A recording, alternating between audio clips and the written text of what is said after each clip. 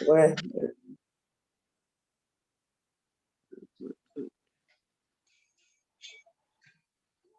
C'est bon. Ok, merci. Ok, donc,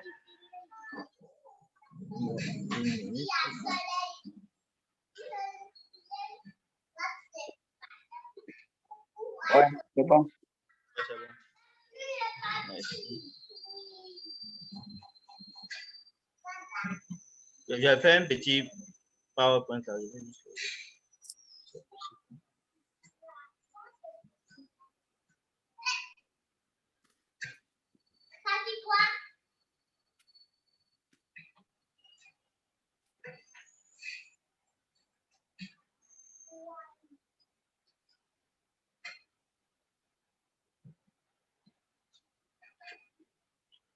Bon,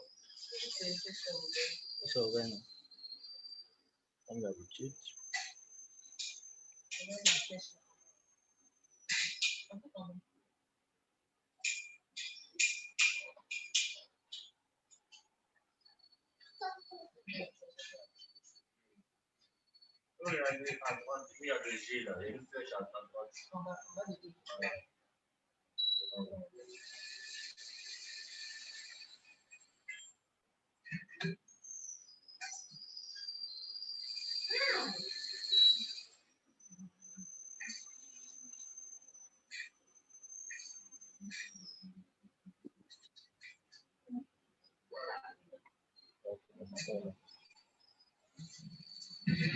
Bon, ce dont on va parler aujourd'hui, ça sera qui sont les Juifs. On va parler du sujet qui sont les Juifs. Au début, je voulais parler de la nouvelle alliance, mais avant de parler de la nouvelle alliance, il était fondamental qu'on sache réellement qui sont les Juifs. Donc, je vais, dans un premier temps, comme c'est un partage, comme d'habitude, je vais, dans un premier temps, donner la parole à chacun, ceux qui veulent bien intervenir, pour leur demander ce qu'ils pensent de qui sont les Juifs. Voilà.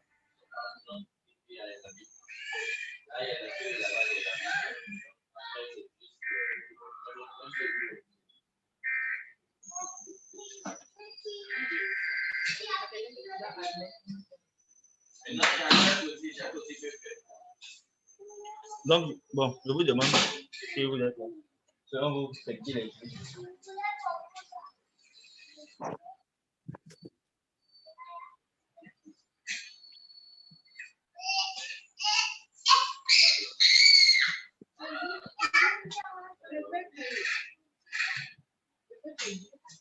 C'est le peuple de Dieu.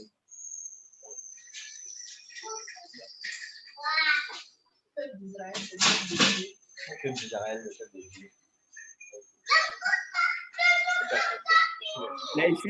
Les Juifs, c'est la descendance d'Abraham. Les Juifs, c'est la descendance d'Abraham. Tous ceux qui sont sortis plus précisément, tous ceux qui sont sortis de Jacob. Voilà, ok. Ceux qui sont sortis de Jacob.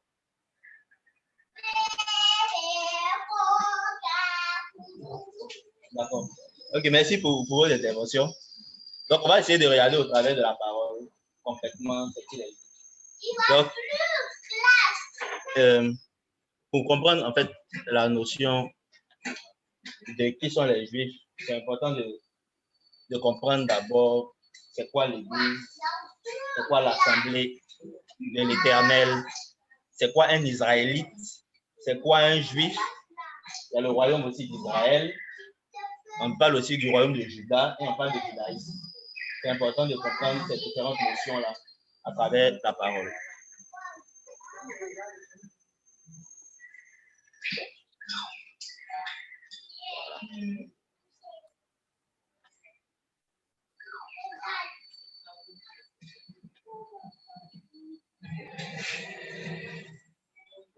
Voilà, donc je vais commencer d'abord par la définition de l'Église.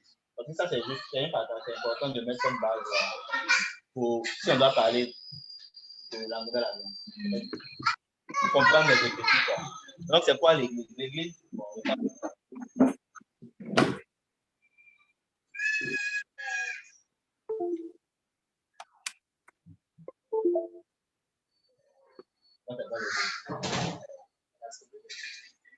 c'est l'assemblée de Dieu. Amen.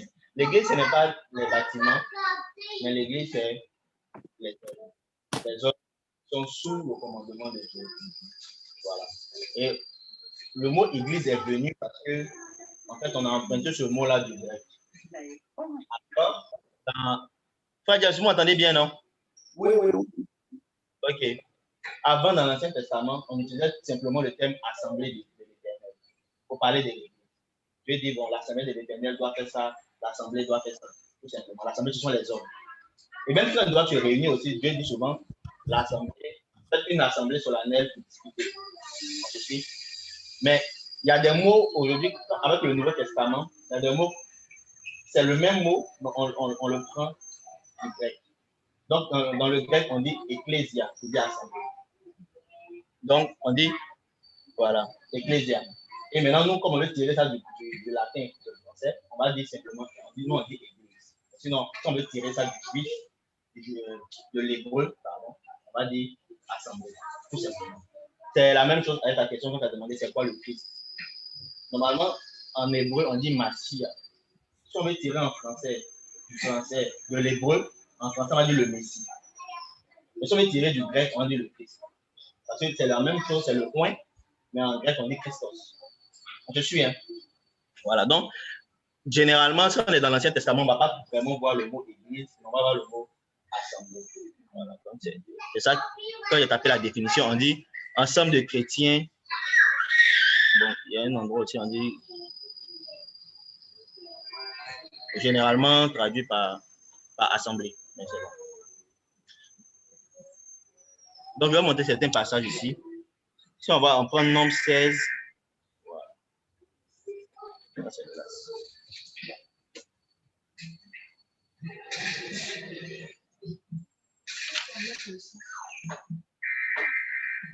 Tous mes passages là se sont annulés.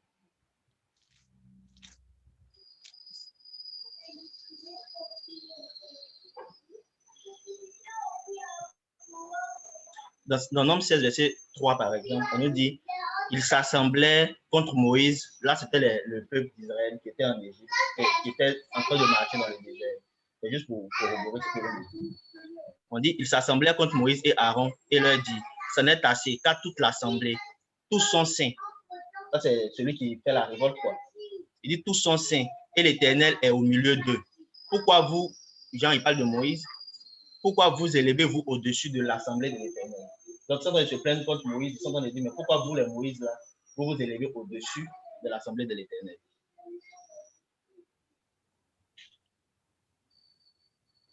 Voilà, dans Josué 16, dans Josué 22, verset 16, on dit, ainsi parle toute l'assemblée de l'Éternel.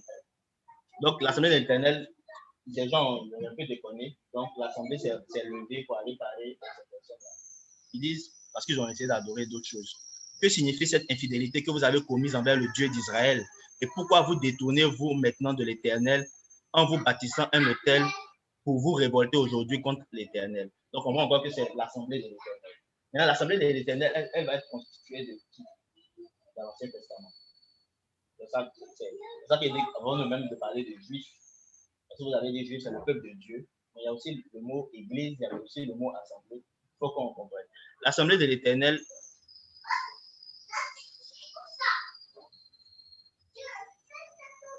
aussi, l'assemblée, comme il avait dit, l'assemblée, nous, ce qu'on est en train de faire là actuellement, c'est une assemblée. D'abord, dans le monde entier, on est une assemblée, mais lorsque on essaie de respecter la convocation solennelle, c'est-à-dire, c'est une seule convocation pour partager la parole, pour discuter, que Dieu nous a demandé, c'est comme une assemblée. Si on regarde ici, dans Deutéronome 6, verset 8, il dit, Deutéronome 16, verset 8, il dit, pendant 6 jours, tu mangeras des pains sans levain, et le 7e jour, il y aura une assemblée solennelle en l'honneur de l'Éternel, ton Dieu. Tu ne feras aucun ouvrage. Donc, c'est un exemple où il dit, vous allez convoquer une assemblée, une assemblée solennelle, et tu ne feras aucun ouvrage pendant cette assemblée-là.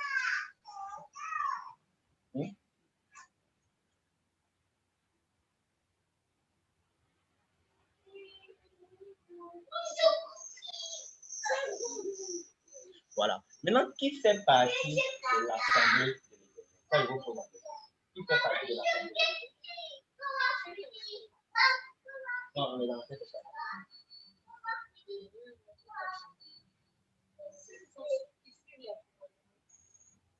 ceux qui suivent les commandements. Ceux qui croient en Dieu. Ceux qui croient en Dieu.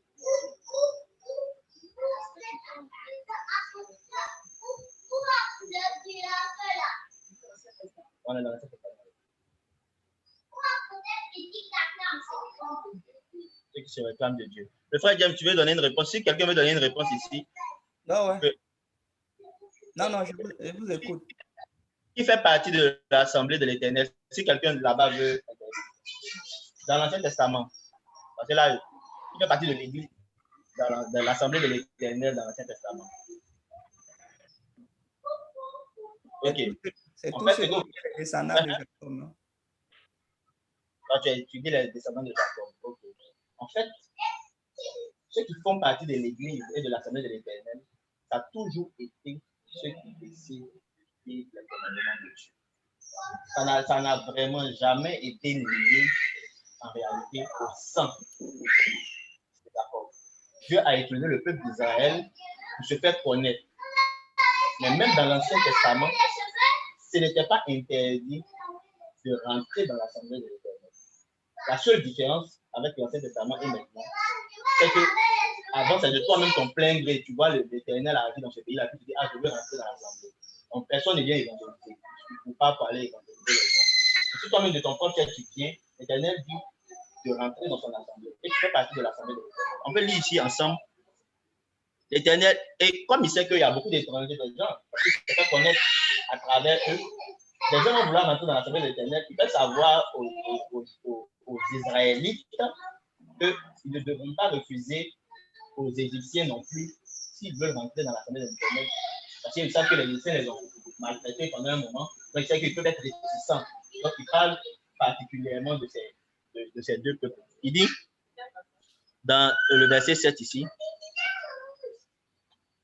on dit Deutéronome 23, verset 7. Tu n'auras point en abomination l'Édomite. L'Édomite, l'Édom, c'est Esaü. C'est le frère de Jacob. Quand il était deux frères, il y avait Esaü et Jacob. Esaü a créé le peuple d'Édom, les Édomites, et puis Jacob, c'est Israël. Ce sont les descendants d'Israël. Donc, quelque part, il y avait une rivalité. Donc, Dieu leur dit en même temps, vous ne devez pas, tu n'auras point en abomination l'Édomite. Et il dit, car il est ton frère. Et il dit, tu n'auras point en abomination l'Égyptien, car tu as été étranger quand même dans son pays. Tu as mangé là-bas. Il dit, les fils qui leur naîtront à la 3e génération entreront dans l'Assemblée de l'Éternel. Ça veut dire que, bon, côté il y a encore des classes, à partir de la 3e génération, l'Éternel dit, les Égyptiens ou les Édomites peuvent aussi rentrer dans l'Assemblée de l'Éternel. Donc, si dans le passage d'aventure, on voit l'Assemblée de l'Éternel, on sait que l'Assemblée de l'Éternel ne se limite pas à être israélite, mais c'est ouvert à tout le monde. Voilà. Si vous voulez m'interrompre, n'hésitez pas. Hein. Il dit, voilà.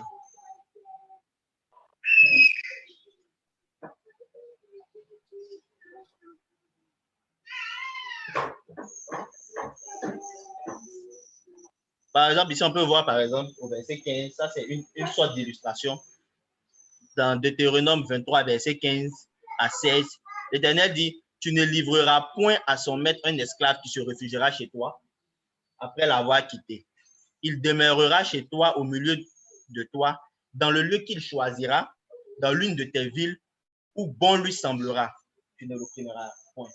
Donc, si un étranger même, ça c'est un passage, si un étranger décide de venir pour s'installer en Israël, Dieu dit, il n'y a même pas de problème. Et tu dois le laisser même, plus ou moins, aller où il veut vivre. Il n'y a pas de problème. On va se rendre compte que ce genre de commandement-là, même aujourd'hui avec l'État d'Israël, plus ou moins, c'est que l'État d'Israël même veut faire. On va voir les similitudes. Mais Dieu a utilisé Israël pour se faire connaître. Et depuis l'Ancien Testament, l'Assemblée de l'Éternel, elle a toujours été ouverte à tout le monde. Et maintenant, voici Nombre 15, verset 15, le passage qui nous montre clairement que l'Assemblée de l'Éternel a également des étrangers Nombre 15, il dit, Dieu dit, c'est pour ça que dans l'assemblée, c'est ceux qui sont sous le commandement, ceux qui suivent la loi, le commandement de Dieu. Il dit, il y aura une seule loi pour toute l'assemblée. Pour vous et pour l'étranger en séjour au milieu de vous. Donc, s'il dit, il y aura une seule loi pour toute l'assemblée et qu'il met en griffe 2 points, il donne plus de précision pour dire pour vous-même et aussi pour l'étranger. Ça veut dire que l'étranger fait partie de l'assemblée. Voilà. Ce sera une loi, maintenant l'Éternel dit, ce sera une loi perpétuelle pour vos descendants. Il en sera de l'étranger comme de vous devant l'Éternel. Donc Dieu dit que la loi qu'il a donnée, là, elle est perpétuelle pour aussi bien les descendants des Israélites que pour les descendants des étrangers. Pour tous ceux, en fait, qui décident de suivre l'Éternel. La loi n'a jamais vraiment été... La loi est donnée à tous ceux qui sont dans l'assemblée de l'Éternel, qui décident de suivre l'Éternel.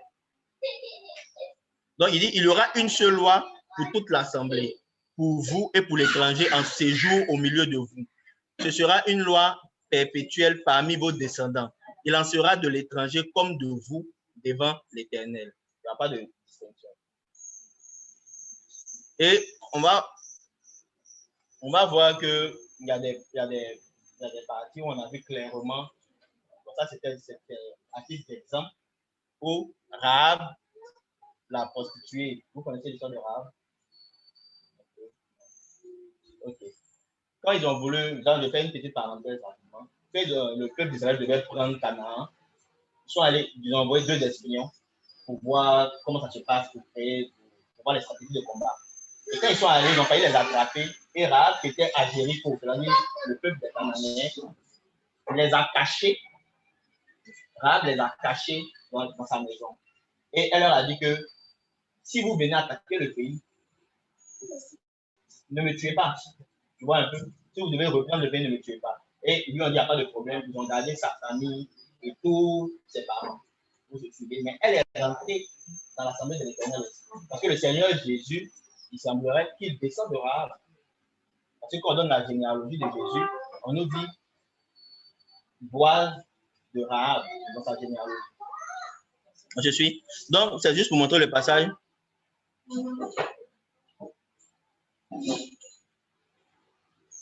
Josué laissa la vie à Rahab, la prostituée, à la maison de son père et à tous ceux qui lui appartenaient. Elle a habité au milieu d'Israël jusqu'à ce jour. Donc, elle a habité au milieu d'Israël jusqu'à ce jour. Elle a même été en griffe, une ascendante de Jésus, parce qu'elle avait caché les messagers que Josué avait envoyés pour explorer Jéricho. Mais après, dans la suite, bon, ça roule pas. Au nombre 12, il y a aussi la femme de Moïse qui était éthiopienne. On nous dit, Marie et Aaron parlaient contre Moïse au sujet de la femme éthiopienne qu'ils avaient prise, car ils avaient pris une femme éthiopienne.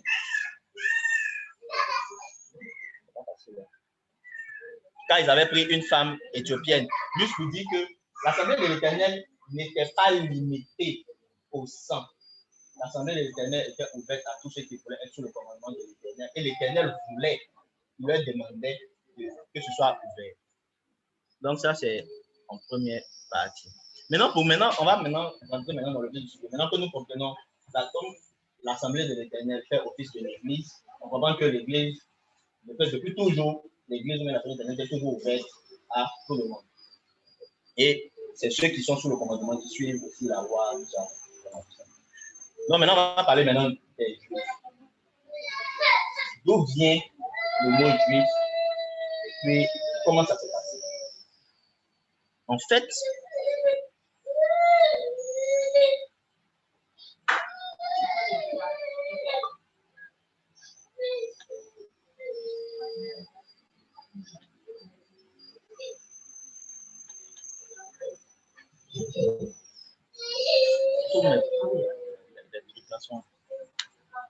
hein? Ouais.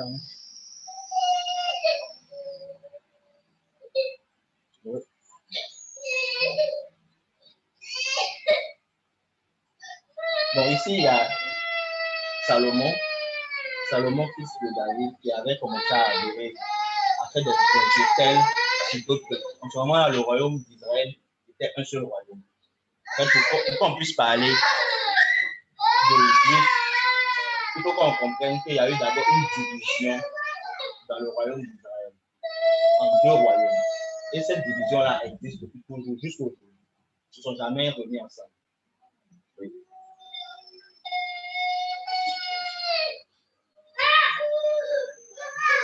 Alors. Donc, Jéroboam, on est dans 1 roi 11, verset 28. Jéroboam était fort et vaillant, et Salomon, ayant vu ce jeune homme à l'œuvre, lui donna la surveillance de tous les gens de corvée de la maison de Joseph. Dans ce temps-là, Jéroboam, étant sorti de Jérusalem, fut rencontré en chemin par le prophète Achija de Silo. Revêtus d'un manteau neuf, ils étaient tous deux seuls dans les champs. Achija saisit le manteau neuf qu'ils avaient vu sur lui, il le déchira en 12 morceaux et dit à Jéroboam, prends pour toi 10 morceaux, car ainsi parle l'Éternel, le Dieu d'Israël. Voici, je vais arracher le royaume de la main de Salomon et je te donnerai 10 tribus. Mais il aura une tribu à cause de mon serviteur David et à cause de Jérusalem, la ville que j'ai choisie sur toutes les tribus d'Israël. Et cela parce qu'ils m'ont abandonné et se sont prosternés devant certaines divinités. Je n'ôterai pas de ma main, de sa main tout le... Hein? Ah, okay. Je n'ôterai pas de sa main tout le royaume, car je le maintiendrai prince tout le temps de sa vie à cause de David, mon serviteur, que j'ai choisi et qui a observé mes commandements et mes lois. Mais j'ôterai le royaume de la main de son fils et je te donnerai 10 tribus. Donc, voici le Seigneur donne une prophétie à Jéroboam, qui était le serviteur de Salomon. Salomon régnait sur tout le royaume et Jésus dit, il va lui donner 10 tribus. Voilà. Maintenant, on nous dit ici que Salomon chercha à faire mourir Jéroboam parce qu'il a appris ça. Et Jéroboam se leva, s'enfuit en Égypte, etc. Donc maintenant, la prophétie maintenant va s'accomplir. On va voir ensemble.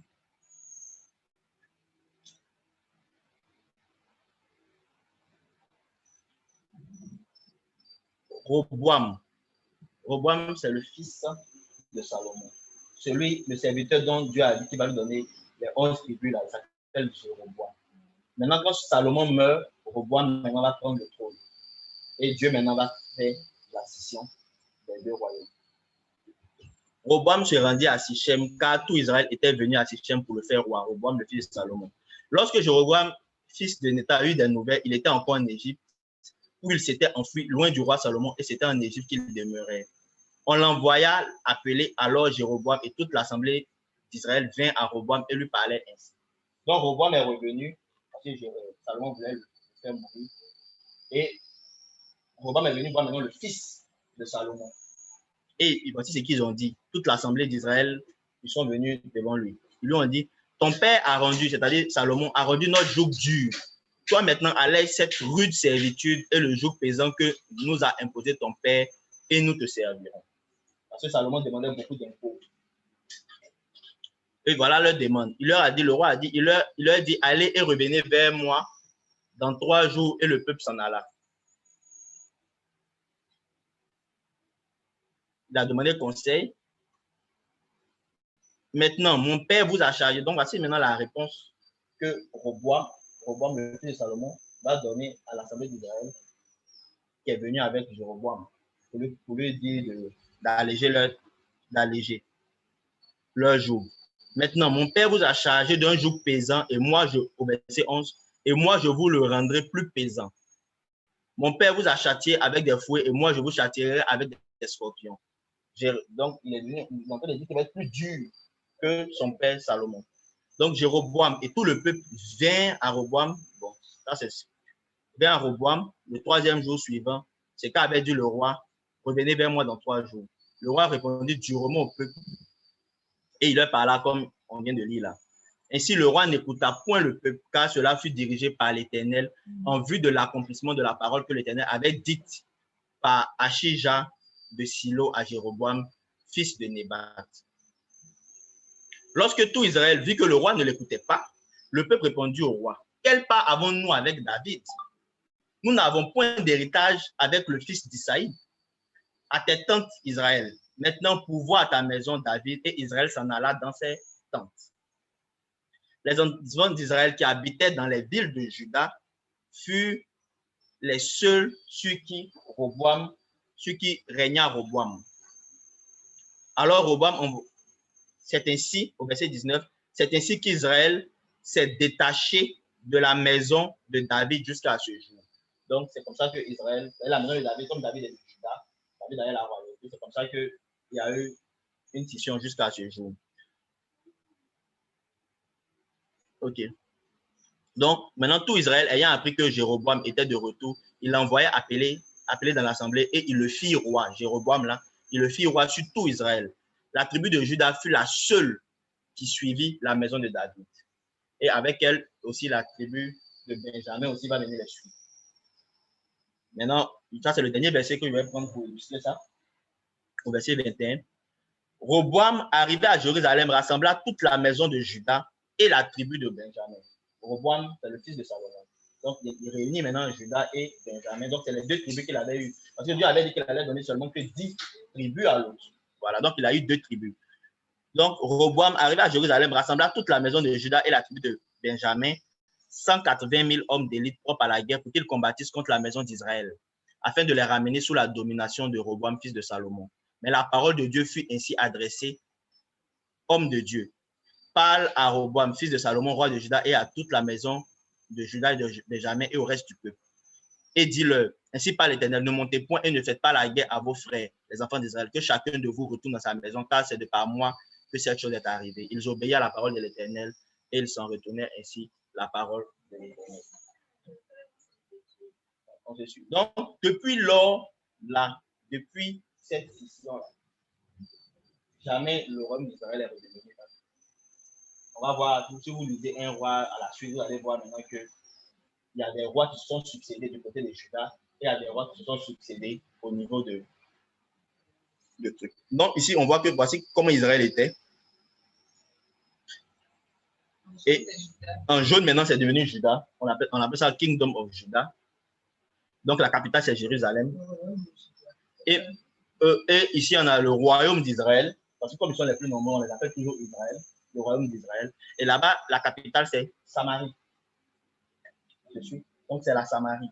C'est pour ça qu'on parle aujourd'hui des Samaritains. Plus ou moins. Donc, si on veut aller encore un peu plus loin, parce qu'il y a eu un moment donné, quand les rois se sont succédés dans les 2 endroits, je vais éviter de parler de ça, mais on va parler de ça, on va parler de la Nouvelle Alliance, mais je vais brosser ça rapidement. Il y a eu des rois qui sont venus déporter les enfants d'Israël, et qui a créé la déportation. Et ils ont déporté aussi des gens qui étaient aussi dans le royaume d'Israël aussi. Chacun a eu sa déportation, pas forcément dans le même moment, quoi. Donc, Juda aussi a eu sa déportation. Juda même était resté un peu plus ferme. Eux, ils ont un peu plus duré. Mais Israël, le royaume d'Israël aussi, à un moment donné, on les a déportés. Et on a ramené une partie de ce peuple-là, on les a ramenés encore dans le royaume d'Israël. Donc, ils étaient un peu mélangés, mais il y avait aussi des enfants d'Israël qui étaient dedans. Et d'autres qui sont encore dispersés. On va pouvoir parler de ça en détail. Mais à partir de là, comprenez que quand vous allez voir maintenant par la suite, quand Dieu dit le royaume, les enfants d'Israël, le royaume d'Israël, il parle d'Israël. Même s'il dit Ephraïm, il parle de l'autre session. Et puis quand il dit Juda, il parle de la session de Juda. Ça devient clair, quoi, quand tu comprends, quand tu sais que c'est passé comme ça. Voilà. Quand il dit Juda, c'est Juda et Benjamin. S'il dit Ephraïm seulement, il parle d'Israël. C'est Ephraïm qui est le chef là-bas. Donc, et c'est pour ça qu'on a les Samaritains. Donc, maintenant, on veut essayer de répondre maintenant à la question, qui sont les Juifs? D'où vient le mot juif? En fait, avant qu'il y ait cette scission-là, on parlait uniquement de l'Assemblée de l'Éternel. Et on a vu que l'Assemblée de l'Éternel, c'était tous ceux qui décident de vouloir être conduits, être sous la loi de l'Éternel, tout simplement. Et quand il y a eu cette scission, maintenant, le roi Jéroboam a commencé il s'est mal comporté quelque part. Dieu voulait bien continuer avec lui, mais ce qu'il a manqué, c'est que il ne voulait plus que le sacerdoce, il ne voulait plus respecter vraiment la loi, parce que le sacerdoce devait se faire à Jérusalem. Or, Jérusalem est encore dans le royaume de Juda. Donc, il avait les Lévites, parce que les 10 autres tribus, les Lévites, qui doivent faire la sacrification, sont avec lui. Mais il disait que quand le peuple va aller à Jérusalem pour tuer leurs moutons, leurs bœufs, pour faire les sacrifices, ils vont commencer à être séduits peut-être par ce qui se passe en Juda là-bas. Et puis ils vont vouloir le tuer pour aller se rapprocher de Juda. Donc, qu'est-ce qu'il a fait? Il a créé d'autres hôtels à l'intérieur de sa partie pour commencer à adorer. Et Dieu n'est pas content, parce que c'était la loi. La loi disait qu'il ne fallait même pas tuer de l'Holocauste ailleurs qu'à Jérusalem. Il fallait ça. Tu ne peux pas répéter ça. Parce que tu dois respecter même la loi. Et c'est ça. Donc, je pense que ça même, c'est dans le 1 roi qui est ici, là. On dit, et dis-le, ainsi par l'Éternel ne montez point. On dit, Jéroboam bâtit Sichem sur la montagne d'Éphraïm et il y demeura, puis il en sortit et bâtit Pénuel. Jéroboam dit en son cœur, on se suit, il dit, le royaume pourrait bien maintenant retourner à la maison de David. Si ce peuple monte à Jérusalem pour faire des sacrifices dans la maison de l'Éternel, le cœur de ce peuple retournera à son seigneur, à Roboam, roi de Juda, et ils me tueront et retourneront à Roboam, roi de Juda. Après s'être consulté, le roi fit 2 veaux d'or et il dit au peuple, assez longtemps vous êtes monté à Jérusalem. Donc il continue à monter à Jérusalem, il dit maintenant c'est bon. Assez longtemps vous êtes monté à Jérusalem, Israël. Voici ton Dieu qui t'a fait sortir du pays d'Égypte. Il plaça l'un de ses veaux à Bethel, et il mit l'autre à Dan. Ce fut là une occasion de péché. Le peuple alla devant l'un des veaux jusqu'à Dan. Jéroboam fit une maison de haut lieu et il créa des sacrificateurs pris parmi tout le peuple et n'appartenant point aux fils de Lévi. Or, les Lévi étaient déjà prévus, c'était eux seulement que Dieu dit qu'ils doivent être sacrificateurs. Donc, il a commencé à créer lui-même son mouvement. On se suit. Donc, Dieu voulait bien gérer avec lui. Dieu lui avait parlé, mais il a commencé à déconner. Donc, Dieu va retourner avec Juda, puisque c'est là-bas qu'il y a la loi, le vrai, comment dire, la vraie religion, le vrai sacerdoce. Voilà. C'est là-bas qu'il y a le vrai sacerdoce. Et qu'est-ce qui va se passer? Les Lévis, bon, il y a un passage qui va être dedans. Les Lévis, maintenant, comme on ne les considérait pas, ils ont décidé maintenant de retourner du côté de Juda. Donc, Juda, maintenant, ils sont devenus 3 maintenant. Juda était composé. Parce que eux, ce sont les enfants de Dieu. Il n'y a rien à faire. Là, ça se passe à Jérusalem. On ne leur a pas donné. Donc, ils vont retourner où ils vont aller faire la sacrification.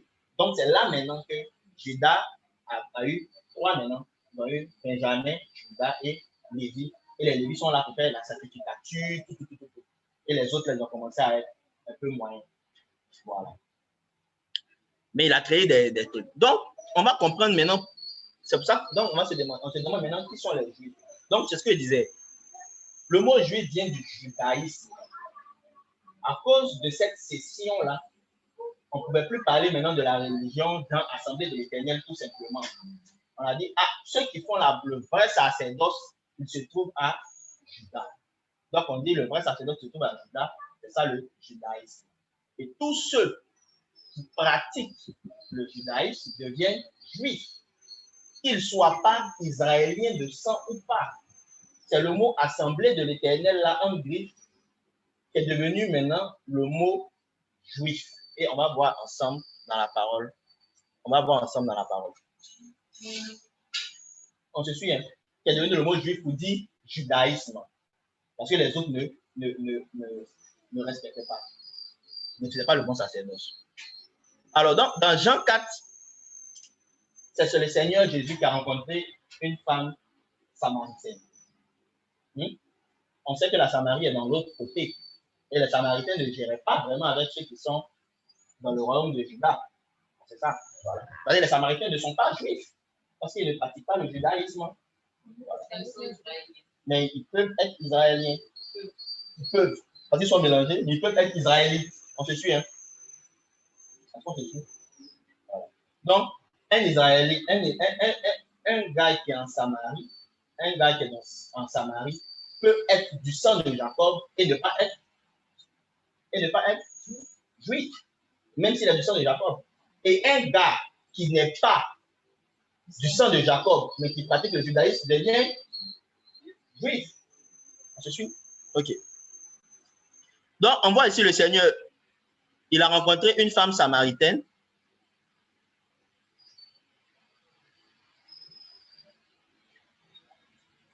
Là se trouvait il arriva dans une ville de Samarie nommée Sichar, près du champ que Jacob avait donné à Joseph, son fils.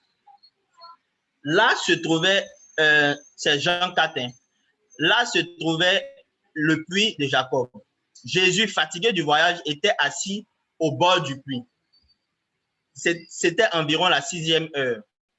Une femme de Samarie vint puiser de l'eau. Jésus lui dit, donne-moi à boire. Donc là, on sait que c'est une femme de Samarie qui est venue puiser de l'eau.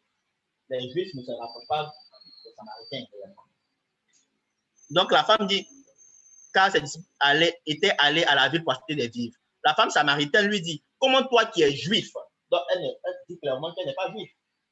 Comment toi qui es juif me demandes-tu à boire, à moi qui suis une femme samaritaine?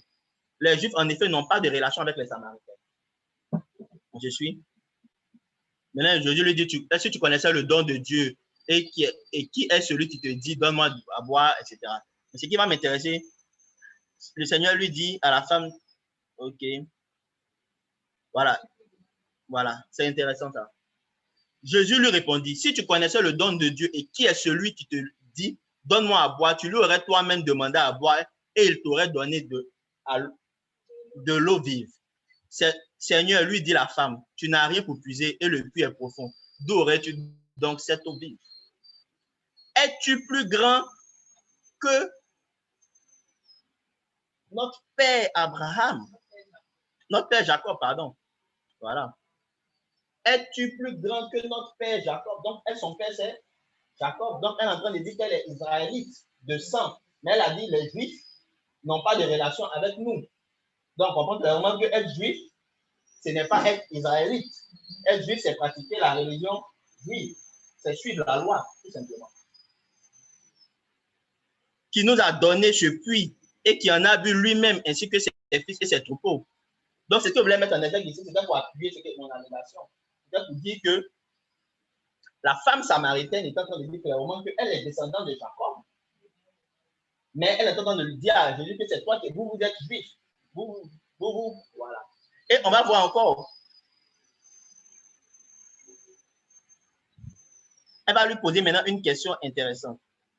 Quand il va discuter, la femme lui dit, Seigneur, donne-moi cette eau afin que va lui dire, appelle ton mari. La femme répondit, je n'ai pas de mari. Ils ont discuté un peu ensemble et il lui a dit, Jésus lui dit, la femme, Seigneur, lui dit la femme, je vois que tu es prophète. Elle a vu qu'il connaît sa vie, quoi, que tu es prophète. Et elle continue, nos pères, maintenant elle veut lui poser une question maintenant. Parce que ils sont les Samaritains, vous vous rappelez que Jéroboam, il avait créé des hôtels un peu partout sur les montagnes. Donc, elle dit à Jésus, nos pères ont adoré sur cette montagne. Et vous dites que le lieu où il faut adorer est à Jérusalem. Tu vois, donc elle demande, nos pères, eux, ont adoré ici.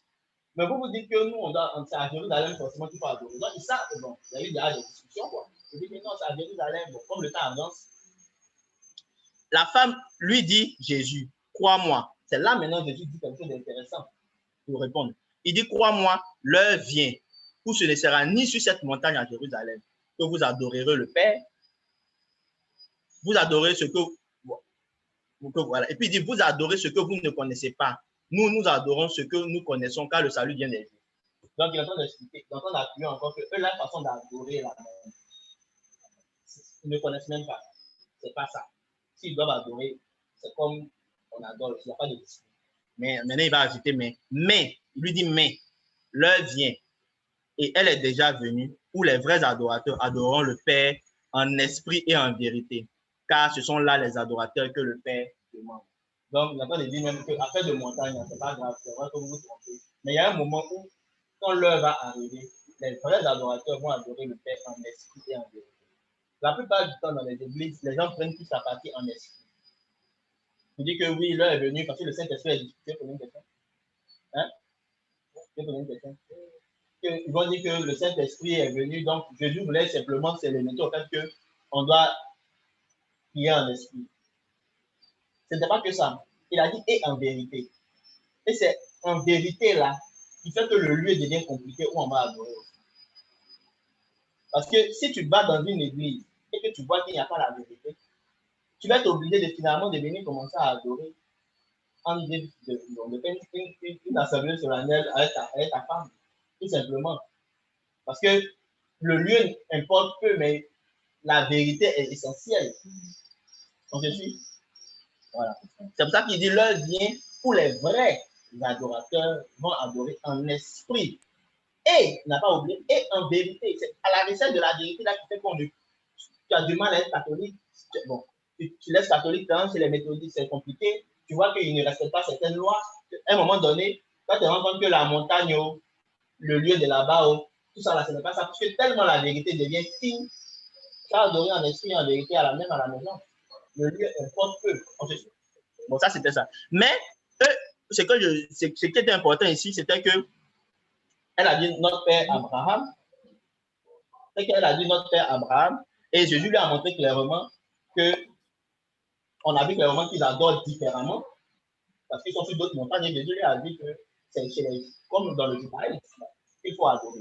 Donc, être de sang israélite ne fait pas de nous des juifs, mais on va voir maintenant qu'on peut être d'autres nations et être juifs. Parce qu'on va montrer que ça ne se limite pas à des gens de Juda seulement. On peut être d'autres nations et être juifs. Dans Acte 2, on va voir ici, dans Acte 2, c'est le moment où c'était la Pentecôte. Et la Pentecôte, c'est une fête juive à la base. On appelle ça Shavuot. Et tout dans la loi, il faut venir à Jérusalem au temple pour fêter ça.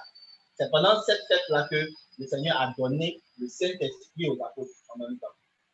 On se suit. Donc,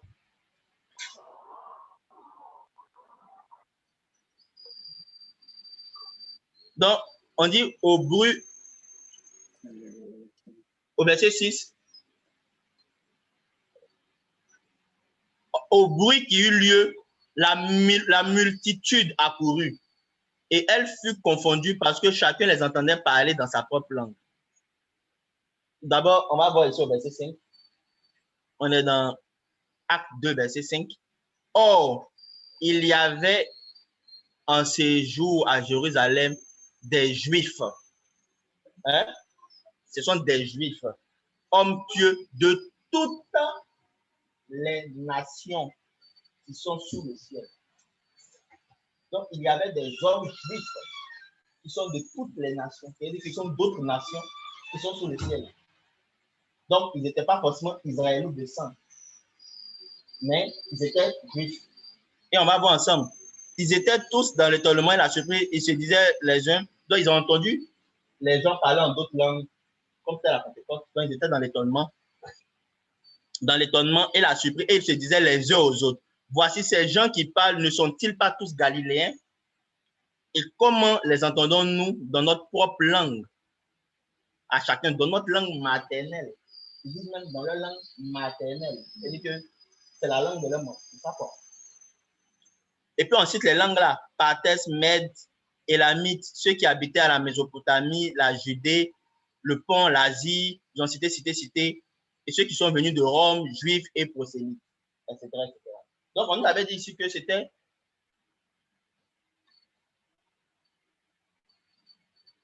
il nous avait dit ici que, oh, il y avait en ce jour des Juifs, hommes pieux, de toutes les nations qui sont sous le ciel. Donc, on comprend que de toutes les nations, tu peux être d'une autre nation et être juif. Et on peut encore appuyer ça avec Acte 8, le verset 26.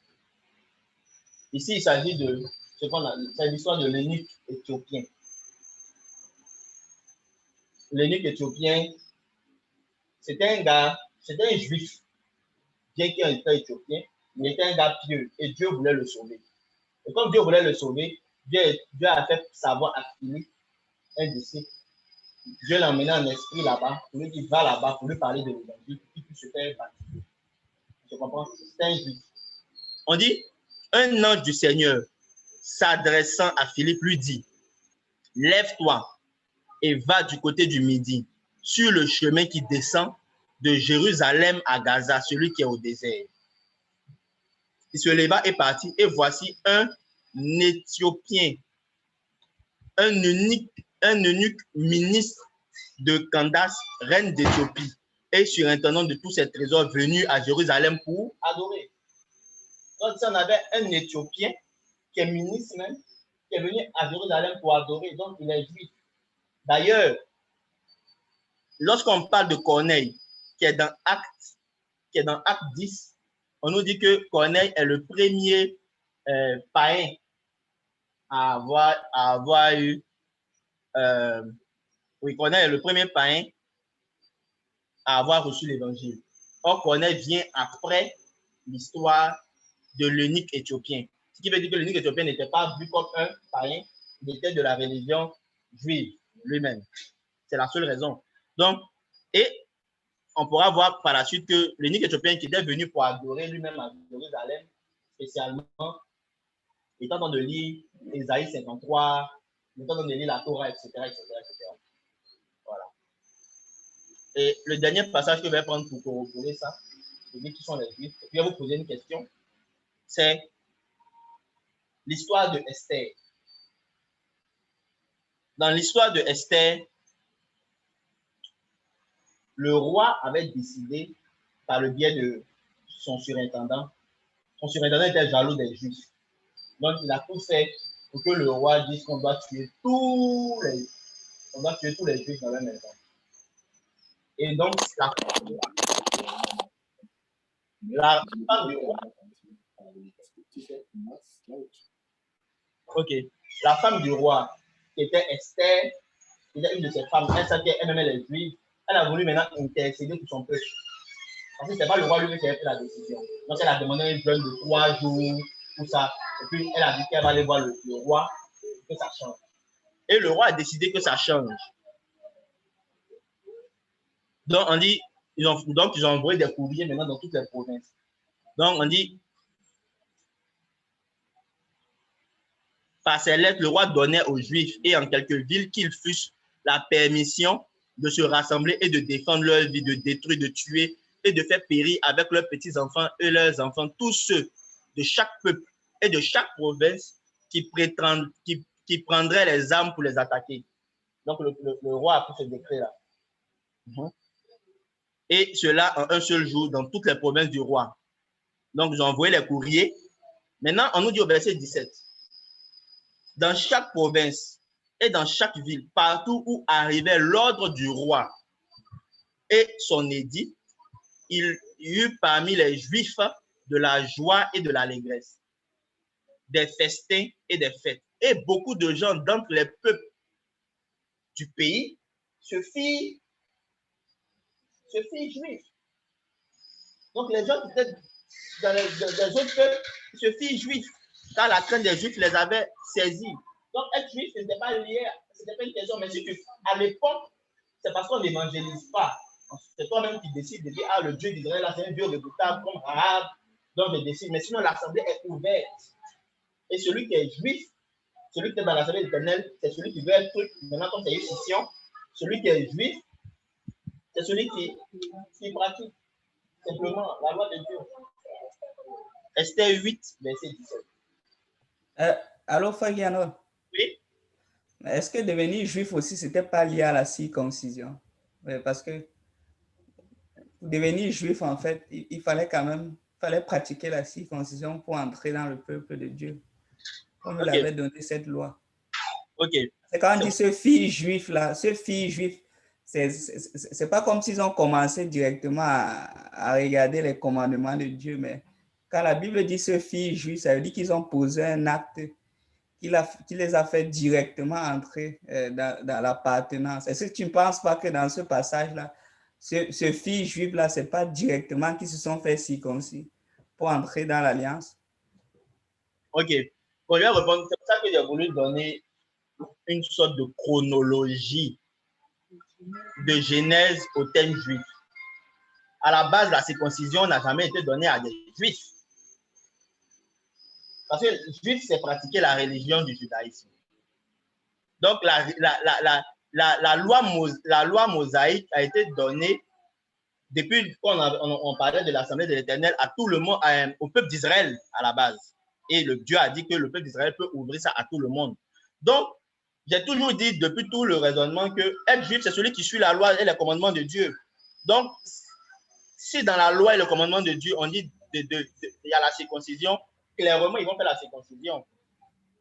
Ça, il n'y a même pas une discussion, mais ce n'est pas, il n'y a pas eu, c'est comme la façon dont la question a été posée, j'ai l'impression que tu voulais me dire que, genre, ils sont devenus les juifs. C'est comme si la loi était donnée aux juifs. Non. La loi est d'abord israélienne, israélite, et elle est ouverte à tout le monde qui veut être dans l'assemblée. Maintenant, ici, effectivement, s'ils ont décidé de venir suivre le judaïsme, s'ils ont décidé de venir dessus le judaïsme, ils vont suivre la loi. Et la loi, là, si par hasard, ça commence par la circoncision, ils vont faire la circoncision et puis ils vont faire également les autres choses qui vont avec. C'est ça que je dis. Ouais, c'est bon, hein? Mais c'était juste pour mentionner que ça commence quand même par la circoncision, quand même. Ok, ouais. Donc, ils ont décidé de devenir juifs. Donc, le point central, c'est qu'on n'est pas obligé d'être de sang pour devenir juif. C'est celui qui est qui décide de suivre le commandement de Dieu, tout simplement, et ce n'est pas israélite. Maintenant,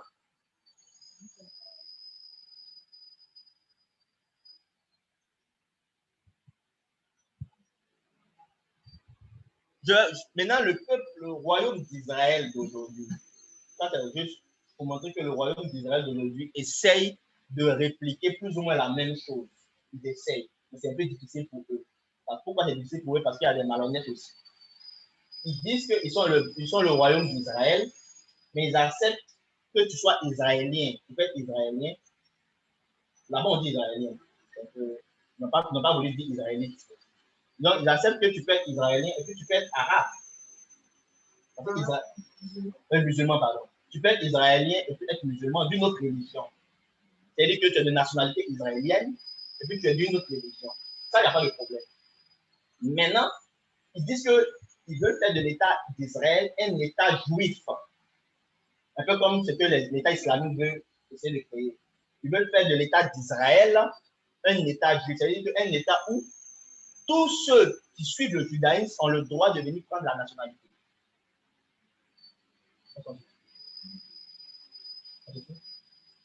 Un peu compliqué. Je reprends. On a déjà vu ensemble que israélite, c'est être de sang. Et juif, c'est pratiquer la religion juive. L'État d'Israël veut essayer de répliquer la même chose.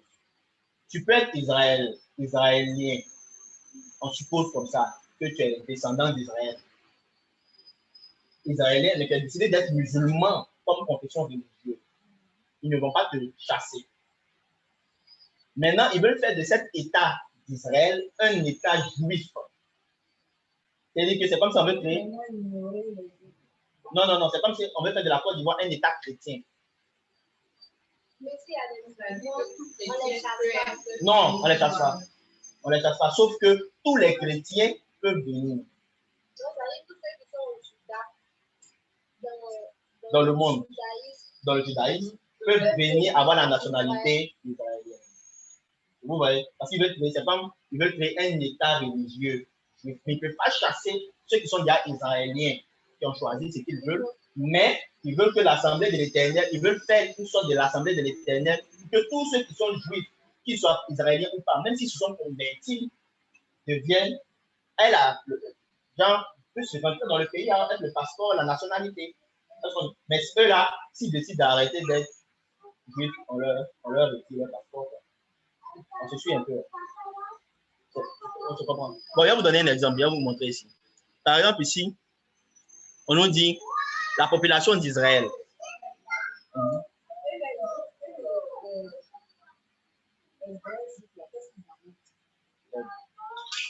Non, les vrais.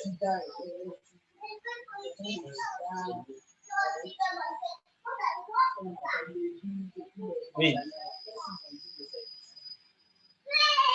Non, ils sont déjà justes. C'est eux qui pratiquent. C'est un choix. Si je comprends bien, si tu dois prendre la nationalité, c'est comme si ça sera maintenant au lieu de deux royaumes, ça sera un seul royaume. Non. Parce que même actuellement, là, ils n'ont même pas retenu toute la partie du royaume. Israël est un petit, ils ont réussi à avoir une petite parcelle. Ce que je leur ai dit, c'est que si toi, tu décides de pratiquer le judaïsme, comme tu es à Jérusalem qu'on fait les choses, ils vont te donner le passeport israélien, l'année israélienne de nationalité, pour que tu puisses aller en Israël comme tu veux pour adorer ton Dieu.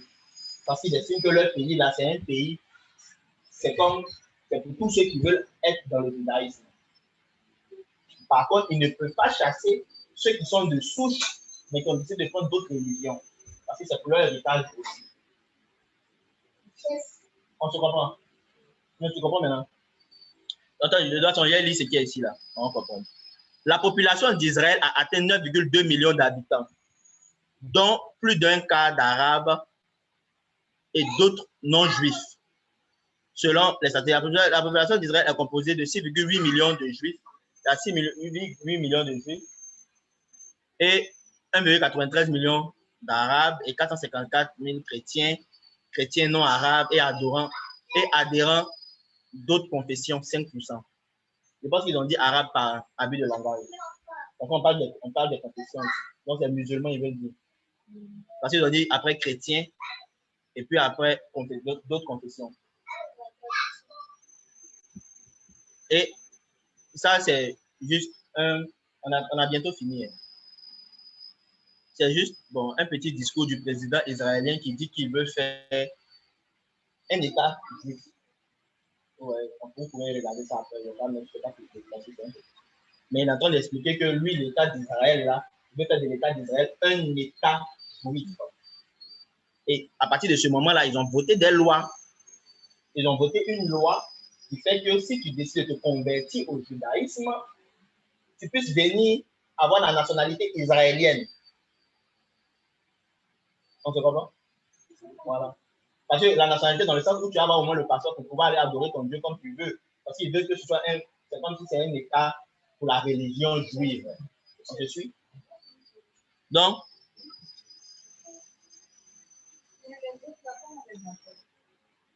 les Samaritains.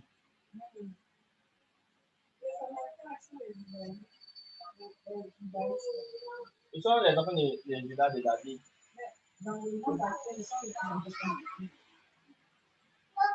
Ouais, c'est comme je disais là.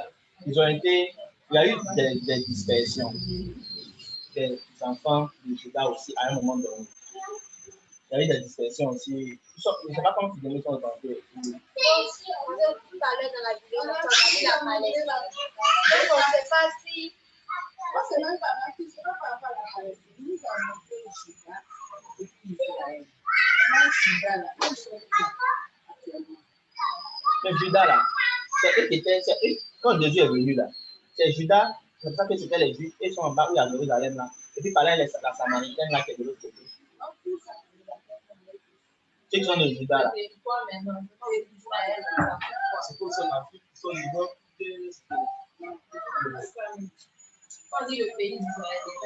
Voilà, l'État d'Israël d'aujourd'hui là, ce n'est pas le même. C'est pour ça que ce n'est pas israélite. Ce n'est plus le même. C'est Si on regarde la carte. Attends, voici une carte ici comme ça. Oui, voici la carte ici. L'État d'Israël là, c'est comme ils essaient de prendre le maximum possible quoi. Mais c'est entre nous ici, ils ont discuté l'ONU. L'ONU leur a donné une partie du territoire et maintenant ils essaient maintenant de migrer eux tous pour revenir. Mais c'est aussi ouvert si tu es israélite et que tu sais, ou bien si tu es juif de religion.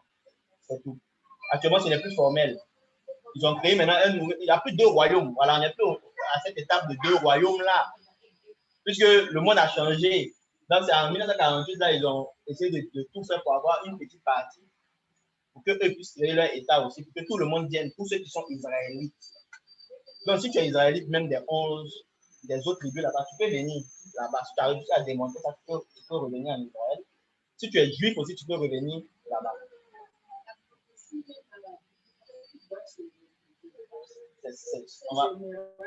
On va parler de ça.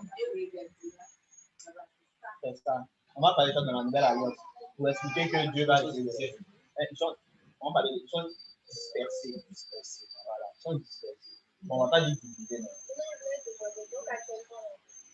vois que si Jérusalem est dans la page, oui. Donc Jérusalem, c'est toujours ça y est, là-bas. Non, même plus. Ça, cette carte-là, c'est une ancienne carte. C'est une ancienne carte de cette époque-là. Maintenant, là, Israël, même l'État d'Israël, là, ça peut passer dans les deux comme ça. C'est un petit...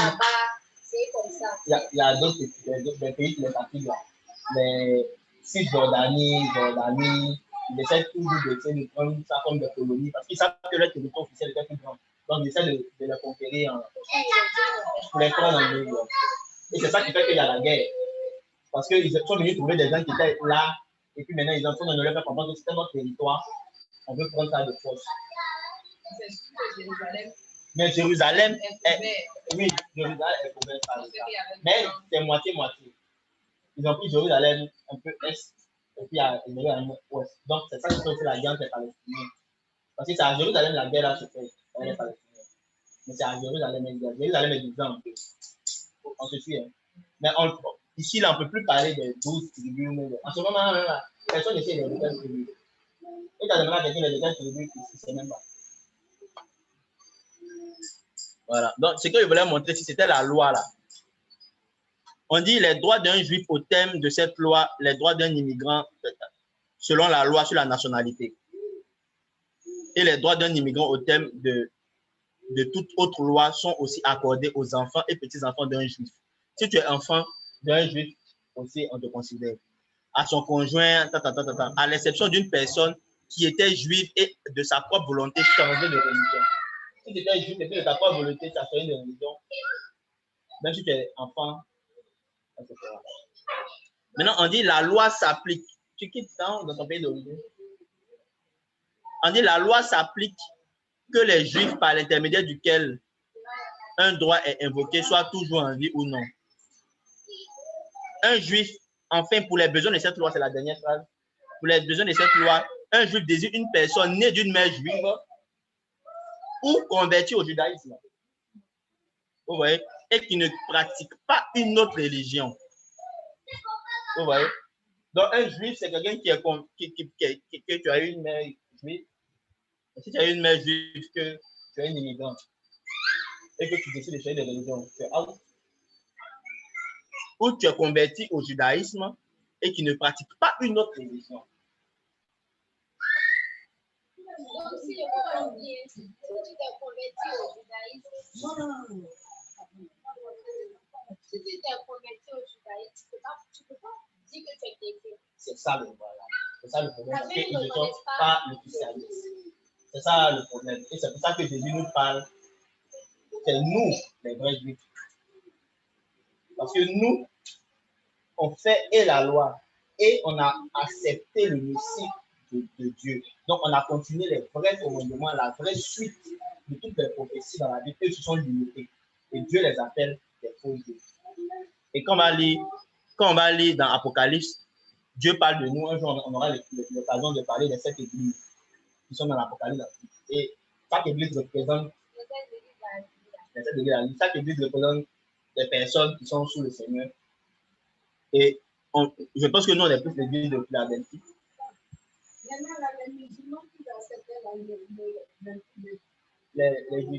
L'État d'Israël.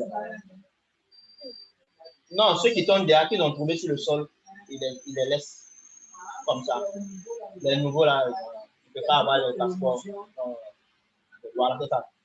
Pour venir là-bas, il faut être israélite ou bien être de la religion juive.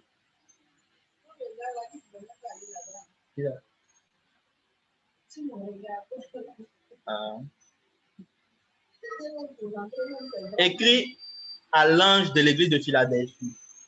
Voici ce que dit le saint, le véritable, celui qui a les clés de David. Il dit, je connais tes œuvres.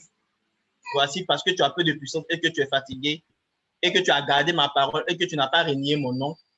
J'ai mis devant toi une porte ouverte que personne ne peut fermer. Il dit, au verset 9 qui m'intéresse, il dit, voici, je te donne de ceux de la synagogue de Satan qui se disent juifs et ne le sont pas. Parce que Dieu maintenant ne considère pas ces gars-là comme des juifs. Ils ne le sont pas parce qu'ils n'ont pas reconnu le Messie pour la suite. Mais ceux qui ont reconnu là, il dit, mais qui mentent. Donc, c'est pour dire que, bon, qui mentent. Voici, je les ferai venir se prosterner à tes pieds et reconnaître que j'ai permis. Nous qui avons suivi, c'est un peu comme quand ils vont voir Jésus vers la fin des temps, ils vont voir que c'était lui le Messie qu'ils n'ont pas reconnu et qu'ils vont commencer à pleurer là. Vous suivez? Ils vont dire, ah, vraiment, on s'était trompé, tout ça là. Et nous qui avons suivi la bonne religion, qui avons le témoignage de Jésus et qui avons gardé les commandements, c'est nous, les vrais juifs. C'était ça la conclusion. Donc,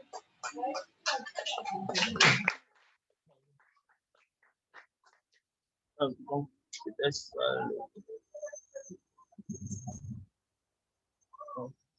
Donc, c'est plutôt comme nous allons lire aujourd'hui la parole. Par contre, comme il dit que voici quelqu'un qui font Dieu, qui ne sont pas Dieu. Dieu, c'est celui qui pratique les lois. Depuis l'Ancien Testament, là, il donne des prophéties sur les juifs, tout ça, la famille concerne, nous qui avons suivi. C'est pas parce qu'on n'est pas du sang israélite, c'est pas parce qu'on n'est pas du sang israélite que ça ne nous concerne pas. C'est faux. Ça nous concerne. Et ça ne concerne même pas les Israélites qui ne suivent pas le judaïsme. Et ceux qui d'aujourd'hui même qui suivent le judaïsme et qui l'ont restreint, c'est-à-dire qui n'ont pas accepté le Messie, Dieu dit que ce sont des faux, ce sont des menteurs. Donc, ils sont les vrais.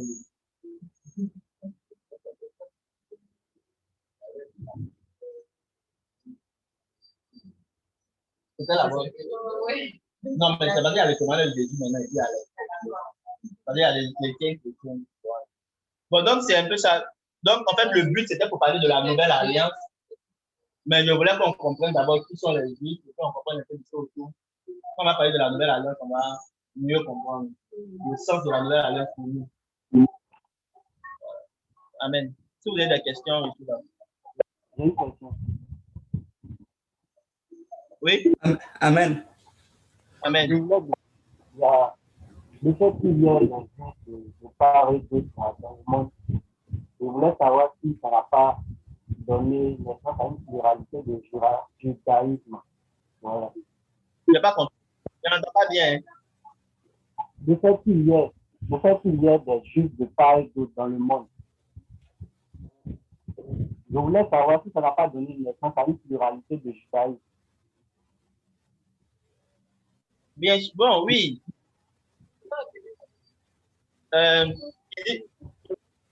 Il dit qu'il y a plusieurs, il y a des juifs, pluralité de juifs, un peu comme ça. Parce que ça n'a pas créé plusieurs religions. Bon, tu peux écrire la question.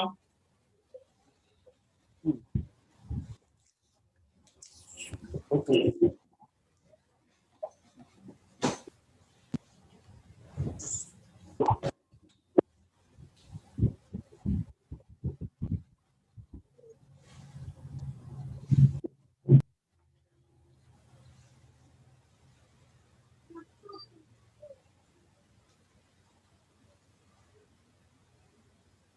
Ça, Paul parle de que les païens, dans les nouveaux convertis, là, vous voulez qu'ils judaïsent. Quand vous allez faire des juifs, quoi. S'ils respectent la loi, ils vont devenir des juifs, quoi. Donc, vous voulez, ça, c'est le verbe judaïser.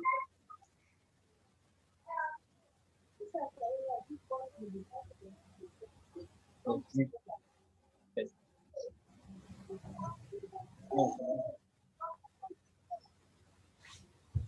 Tu attends d'écrire? Non, j'arrive pas. Tu n'arrives pas? Wow.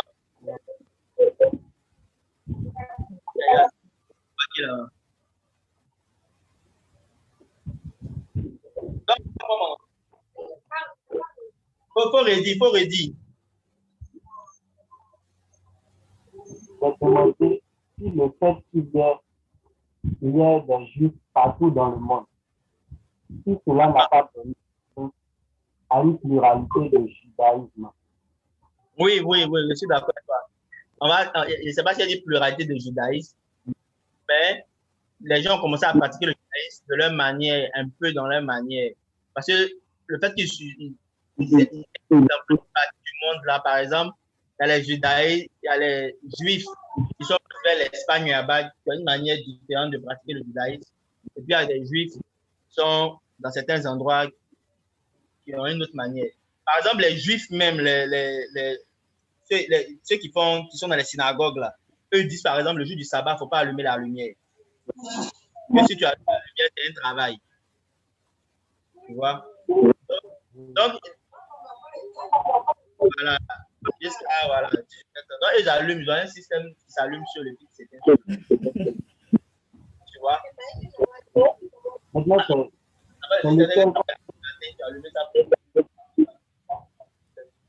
donc, c'est une manière de dire que maintenant, ça, c'est une question de. Voici la loi nous est donnée. Tu vas lire et puis tu vas voir si c'est ce que Dieu dit qu'il veut de toi ou pas. C'est ce genre de pluralité là. Mais le judaïsme là, c'est écrit, c'est dans la loi. Tu essaies de pratiquer la loi et puis c'est tout. Donc, normalement, il ne devait pas avoir de pluralité, mais l'homme reste l'homme. Donc, l'homme va dire que non, ça c'est dit que ça c'est dit que. Tu vois, non?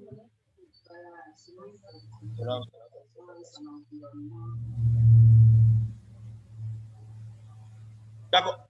C'est bon, Yann? oui, c'est bon. Ok, d'accord. La question. Bon, s'il y a plus d'autres questions, je pense qu'on va. Il est là? Ah, James, tu es en train de parler, tu voulais dire quelque chose? Non. C'est correct. Hein.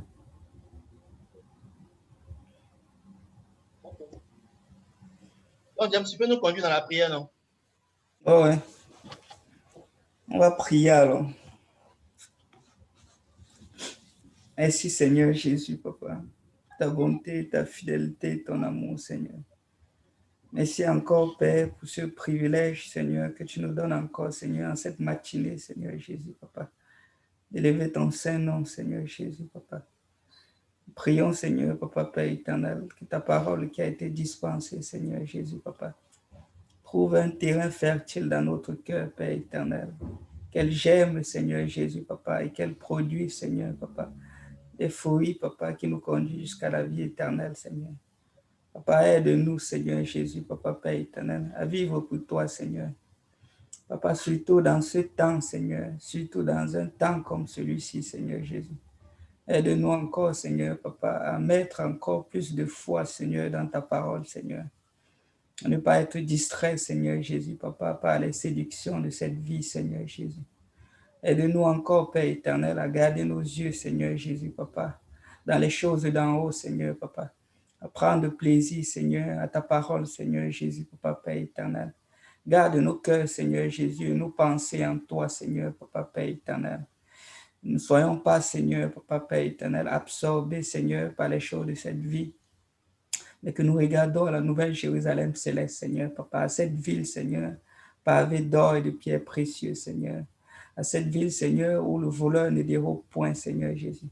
À cette vie, Seigneur, où il n'y a ni larmes, ni pleurs, ni lamentation, Seigneur, où les choses anciennes sont passées, Seigneur Jésus, et que toutes choses deviennent nouvelles, Seigneur. Papa, nous soupirons, Seigneur, après ce jour, Seigneur, où tu viendras nous chercher, Seigneur, dans la gloire, Seigneur. Nous changerons, Seigneur, Papa, Père éternel, pour passer à l'incorruptibilité, Seigneur Jésus. Que cette espérance demeure dans notre cœur, Seigneur, Papa. Alors que, Seigneur Jésus, Papa, nous venons encore devant toi, Seigneur. Donne-nous une coupe, Seigneur, Papa, Père éternel, d'assurance et de foi, Seigneur Jésus. Que nous persévérons dans les choses que nous avons apprises, Seigneur Jésus. Et que ta parole soit une lampe, Seigneur, à nos pieds, qui nous conduit, Papa, dans les chantiers de la justice, Seigneur Jésus. Aide-nous à serrer ta parole dans notre cœur, Père, afin de ne pas pécher contre toi, Seigneur Jésus.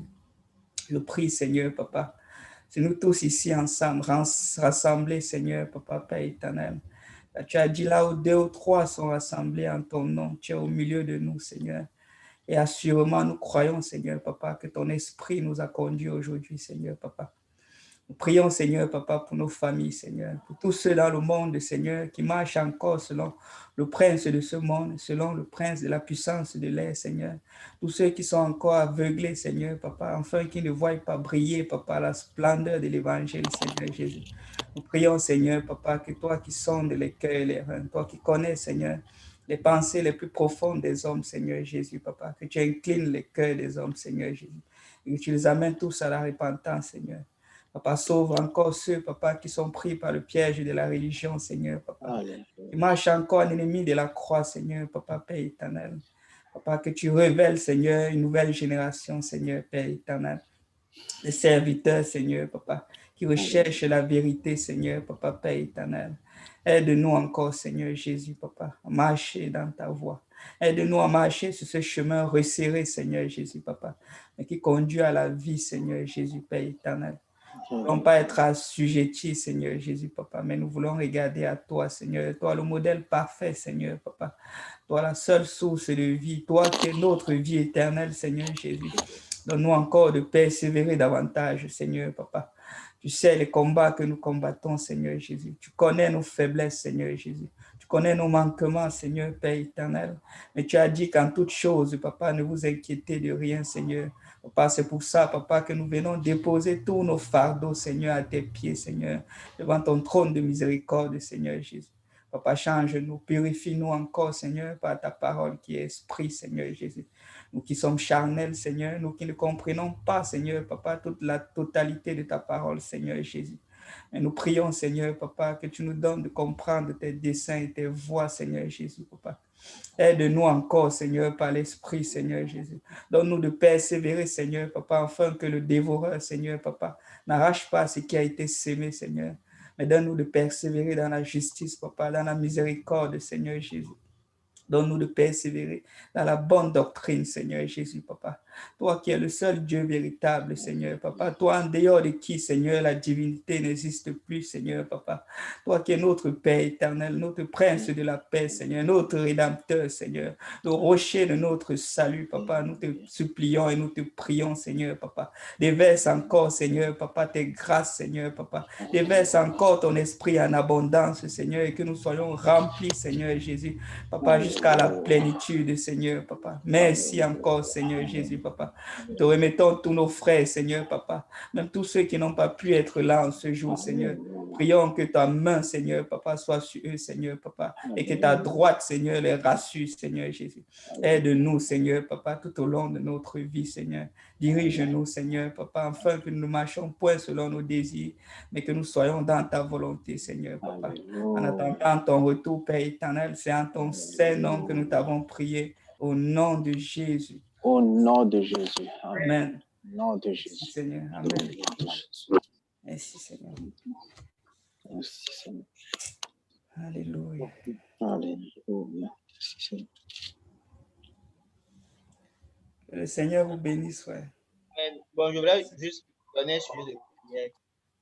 Il y avait une sœur, c'est l'amie de Samira, elle s'appelle la sœur Adou, qui est de parents catholiques en fait. Et puis je pense que le dimanche passé, elle ne voulait pas aller à l'église. Elle avait dit qu'elle ne voulait pas aller. Sa maman l'a forcé, lui a dit de venir. Sa maman a appelé les voisins, qu'elle sent que sa fille n'a plus envie d'être catholique. Son grand frère s'est fâché. Son grand frère a dit, il a même parlé de lui, c'est un champ de religion, quelque chose comme ça. Donc, elle est partie. De toute façon, il faut qu'elle parte. Elle n'a pas besoin de dire qu'elle ne va pas. Mais elle sait ce qui se passe dans son cœur. Mais, je voulais qu'on prie pour elle, quoi. Pour que, je ne sais pas, elle se sent précipitée dans la maison. Amen, amen. Mais, tous on est passé par là, donc on comprend. Moi-même ici, c'était pas facile, mais je suis arrivé ici au Canada. Quand j'ai été baptisé à 23h45, mais c'était un scandale au Cameroun. Mais James, on t'a envoyé, mais tu pars, on te trempe dans l'eau. C'est sûr que nos parents, c'est toujours difficile, mais quand tu choisis la vérité, ben, il faut juste aller, que le Seigneur juste nous fortifie. Aujourd'hui, ma mère est baptisée au nom de Jésus aussi dans les eaux. Amen. Amen. Au début, c'était difficile. Mais On va prier, frère. Amen. Et on va prier. Ensemble. Adou. Adou Méles. Ado Mélis.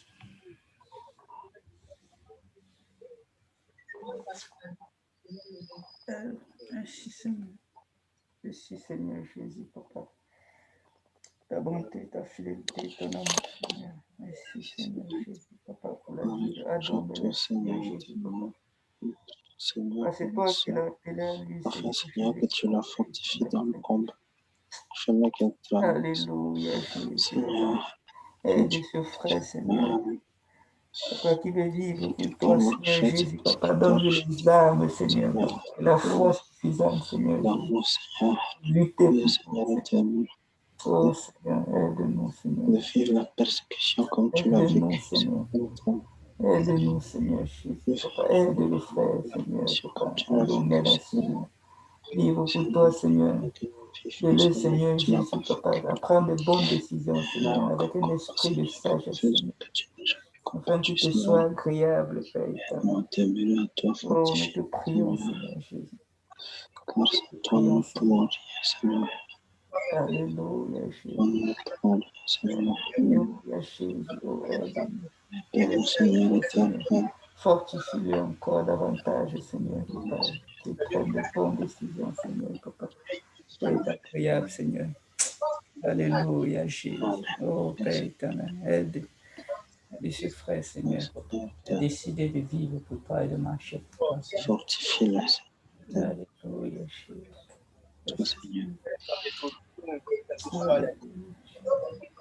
Alléluia, Jésus. Amen. Amen. Amen. Amen. C'est un plaisir. Amen. Frère Guillaume, Oui. vous voulez juste t'annoncer, je ne suis plus à Montréal. Hein. Tu es où maintenant? Je suis à Rivière-du-Loup. Je suis à 4 heures de Montréal maintenant. Ah, ok. Ça intéresse. Ouais. Tu as eu un boulot là-bas maintenant? Ah oui. J'ai trouvé un... Hein? Coupe l'enregistrement. Ah, ok.